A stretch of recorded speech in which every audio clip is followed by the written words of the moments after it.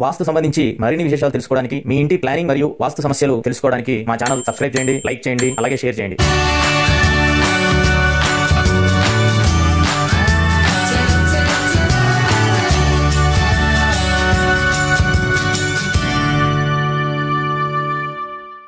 ఇందరికీ అభయంబులిచ్చు చేయి కందువగు మంచి బంగారు చేయి.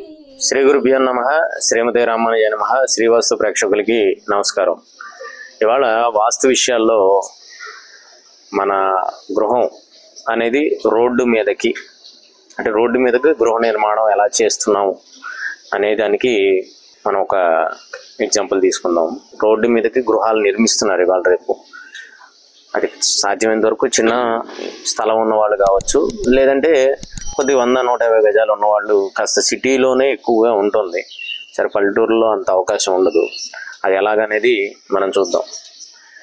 సాధారణంగా ఇది వెస్ట్ ఫేసింగ్, మనం తీసుకుంది వెస్ట్ ఫేసింగ్ రోడ్డు. ఇది 20 అడుగుల రోడ్డే అంతా ఉంటుంది.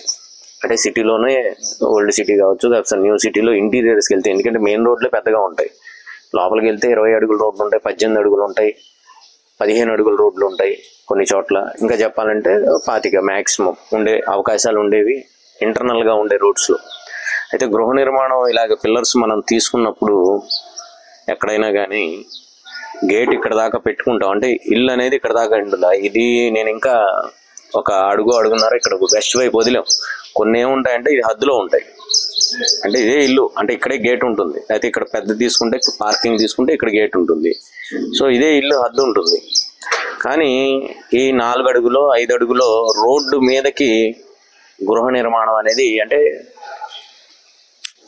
ఇల్లంతా ఇంతే ఉంటుంది. ఇది ఏ భాగమైనా అవ్వచ్చు, అంటే తూర్పు అవ్వచ్చు, ఉత్తరం అవ్వచ్చు. మనం పడమర భాగం వైపు చూపిస్తున్నాం, అది ఉత్తర భాగంలో ఉండొచ్చు. ఈ భాగం వచ్చేటప్పటికి మనం ఏం చేస్తామంటే 2 బెడ్రూమ్లు ఏవైతే నిర్మాణం చేస్తామో, ఈ బెడ్రూమ్కి సంబంధించి ఏదైతే ఎక్స్టెన్షన్ చేశారో ఇక్కడ బాత్రూమ్ నిర్మాణం చేస్తాము. ఇక్కడ ఏంటంటే షెల్ఫ్స్ పెట్టుకుంటాం మాస్టర్ బెడ్రూమ్కి. దీనికి కూడా కావాలంటే ఒక బాత్రూమ్ ఇచ్చుకునే అవకాశం ఉంటే, సెంటర్లో 2టికి బాత్రూమ్ ఇచ్చే పరిస్థితి ఉంటే బాత్రూమ్ ఇచ్చుకుంటాం. బట్ ఏదైనా కావచ్చు, ఈ విధంగా ఈ భాగంలో అయితే వినియోగిస్తాం. అదే తూర్పు భాగం వచ్చేటప్పటికి మనకి కిచెన్ అనేది అట్లా ముందుకు వెళ్ళిపోతుంది. కిచెను లేదు, అలా కాదు అనుకుంటే ఓపెన్ బాల్కనీ అవ్వచ్చు. తూర్పులో బాల్కనీ తీసుకుందాం అనుకోండి, రోడ్డు మీద తీసుకుంటాడు. ఒకవేళ ఇదే రోడ్డు తూర్పు వైపు ఉందనుకుందాం, గృహం ఇలా ఉంది, ఇది తూర్పు రోడ్డు, నేను చెప్పినట్టు 20 అడుగులు ఏదో ఉండొచ్చు. ఈ బాల్కనీ తీసుకుంటారు, కానీ రోడ్డు కిందన ఉంటుంది, మన ఇంటి ప్రహరీ ఇక్కడే ఉంటుంది. కానీ స్థలం అంటే గృహం మాత్రం ముందుకి ఒక 4 అడుగులు 5 అడుగులు వాళ్ళకి ఎంత అవకాశం ఉంటే అంత ఈ విధంగా ముందుకు పెంచేసుకొని నిర్మాణాలు చేస్తుంటారు. ఇది పూర్తిగా వాస్తు విరుద్ధం. ఏముంది, మన పక్కన వాళ్ళకి అలానే ఉందండి, ఈ సందులో వెళ్ళని అలానే ఉన్నాయి, అవన్నీ మనకు అనవసరం. మనకి ఎన్ని గజాలు ఉన్నాయి, ఇది సాధారణంగా మనకు 60 గజాలే ఉన్నాయి, లేదు 75 గజాలు ఉన్నాయి, లేదా 85 ఉన్నాయి, లేదా 100 ఉంది, లేదా 120 ఉంది, లేదా 150 ఉంది, ఎంతైనా ఉండొచ్చు. మన స్థలంలోనే మన గృహం ఉండాలి. కానీ దాటి రోడ్డు మీదకి ఈ విధంగా పక్కన వాళ్ళు కట్టారనో, కొద్దిగా ఇల్లు పెరుగుతుందనో, మీరు ఏ భాగంలో ఈ విధమైన తప్పు చేస్తే ఆ భాగానికి సంబంధించిన ఇబ్బందులు అనేవి వస్తూ ఉంటాయి.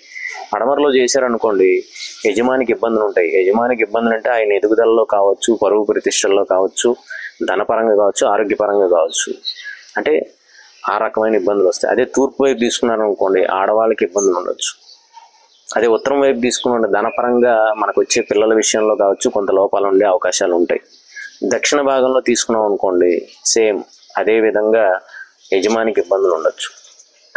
యజమానికి ఇబ్బందులు అంటే రకరకాలుగా ఉంటాయి, అది ఏదైనా కావచ్చు. కాబట్టి సాధ్యమైనంత వరకు ఈ గృహ నిర్మాణం చేసేటప్పుడు సిటీలో కొద్దిగా లోపల ఉండేవాళ్ళు, పక్కన వాళ్ళు తీసుకున్నారు, ఈ వాళ్ళు తీసుకున్నారు, ఉన్న 60 గజాల్లో కట్టుకుంటున్నాం కాబట్టి, అలా అవకాశం ఉంది కాబట్టి, అందరూ అలా కట్టుకుంటున్నారు కాబట్టి అనే ఆలోచనతో మనం అలా గృహ నిర్మాణం చేసుకోవటం అనేది మంచి పద్ధతి కాదు సాధ్యమైనంత వరకు. ఎందుకంటే మనం చూసిన చాలా గృహాలు ఎలా ఉంటాయంటే, ఇంతవరకు హద్దుల్లో నిర్మాణం చేసుకుంటారు. రోడ్డు ఒకటి ఉందనుకోండి, ఆ రోడ్డు మీదకి ఖచ్చితంగా ఇలాగా ఎక్స్టెన్షన్ చేసుకుంటారు. ఒక 5 అడుగులో 3 అడుగులో వాళ్ళకి వెసులుబాటు, ఆ రోడ్డు ఉన్న దాన్ని బట్టి.